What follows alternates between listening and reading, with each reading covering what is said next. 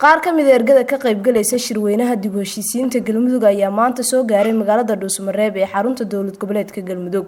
xubnaha guddiga qabanqaabada shirweynaha iyo madaxa fulinta maamulka Galmudug ayaa ku soo dhaweeyay ergada Dhuusamareeb iyagoo ku yimid safar dhulka iyo hawada ah. waxaa farxad weyn noo ah maanta inay soo bilowdeen ergooyinkii beelihii Galmudug oo shirka aan qabanqaabinaynay muddada bisha ku dhow aan ugu yeernay inay soo ajiibeen. farxad weyn bay noo tahay maanta. waxa waaye kooxdii ugu horeysay oo rasmiga ahayd ayaa nooga timiday. waxaan dhahaynaa ku soo dhawaada Dhuusamareeb caasimadda dowlad goboleedka Galmudug ayaan dhahaynaa. waxaan haddaanahay guddiga qabanqaabadana farxad aan la malay karin ayaa intaas ay noo tahay. beelaha Maxamuud Hiraab iyo Saruur ayaa ugu soo hormareen. labadaas beelood ayaa ugu soo horeysa oo timiday oo runta aad iyo aad ugu faraxsanahay inay soo hormareen. kuwa kalena way soo daba yaaliin oo ilaa maanta ilaa galabta ay aad u maad doonaan dhamaanto in badan ka mid ah beelahaas.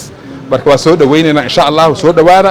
Allah ayaan u mahad celinayna markii ugu horeysa ma keenay goboladii maxaa gobolka Galmudug Dhuusamareeb magaalada madaxda annagoo ka socona xamar hogaaminaynana ergooyinka anaga Maxamuud Cali nabadoonka guud ee Maxamuud Hiraab ergooyinka maxaa tiraahdaa Maxamuud Hiraab inaan maanta ka soo degno aeroboorka ugaas nuur aad iyo aad ay nagu soo dhaweeyaan guddiga maxaa tiraahdaa qabanqaabada nabadgelinta shirka dib u heshiisiinta iyo beelweynta iyo waxgaradka beesha Dhuusamareeb ee halkan ku nool. ilaahay baa mahadle allihii weynaay oo koonka nagu abuuray maantana noo suurto geliyay inaynu halkan arrimaheena qaaskaa uga tashanno. allaha weyn baa mahad u sugnaatay. mahadda labaad waxaan u celinayaa dadka ku dadaalay dib u heshiisiinta iyo gogoshaan wanaagsan dhigay oo nagu soo dhaweeyey. mahadda labaad baan u celinayaa gudoomiyaha guddiga iyo guddiga dib u heshiisiinta iyo walaalaha qiimaha badan ee hortayada taagan reer Dhuusamareeb soo dhaweeyay.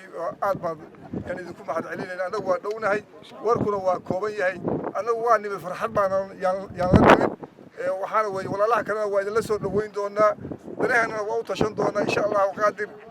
aadan ugu faraxsanahay runtii soo dhaweynta diiran ee maanta isdaba jooga ah ee ka dhacaysa caasimadda Galmudug ayagoo ay isugu imaanayaan beelihii Galmudug ayagoo doonaya in ay Galmudug cusub sidii loo yagleeli lahaa iyo wax alla wixii ka horeeya oo dib u heshiisiinta ka horeysa sidii arrinkaas salka dhulka loogu dhigin lahaa wufuudda isugu imaanaysa.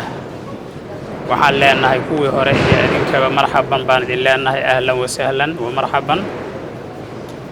beesha tan mursade runtii waxa weeye maadaama beele loo imaanahayay beel walba magaceeda la sheegahayay. marka dadka dham dad walaalaa waaye kala beelbeel ma waa walaalo waa mid ayaka dham intay isu soo hiloobeen isu imaanahaya. marka waxaan leenahay walaalayaal soo dhawaada. guddiga waxaan leenahay anigu hal kalmaan raba inaan dhaho iska gudbinayaa. waxaa weeye soo dhawaada. waa ku faraxsanahay. soo dhawaada. waad la socotaan dee hawshii halkan aan ka haynay ama meediyahaad ka aragteen ama xog baabad ka hayseen oo waftiga qaar baa inii yimid. waxaan u soconnay waxaa weeye in shirkeennii daba heshiisiinta iyo kii aan wax ku dhisanayn labadaba inuu halka inooga furmo. qaybaha kale iyo hadallada kale oo dhan waa inoo dambeeyaan. intaan baan muxuu ahaa kalmadda guddiga inaan dhahaan rabay. madaxda Galmudug oo uu fadhiyo madaxda xukuumadda iyo dowladda federaalka heshiiska ay galeen oo midhahan dhalay oo intayadan isu kaayo keenay. markii hore waa ka mahad celinaynaa. ilaahay mahad dhamaantay u sugnaatee. ergada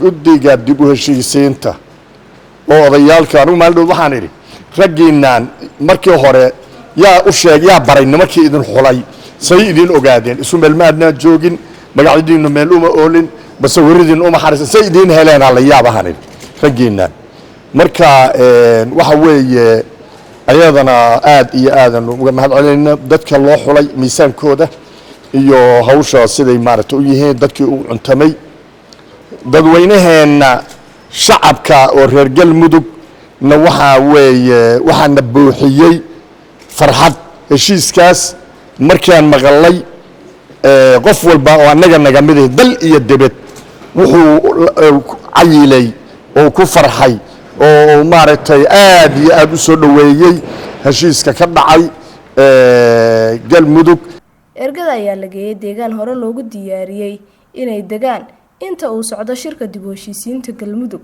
oo loogu gogol xaarayo dhismaha dowlad goboleedka galmudug loo dhan yahay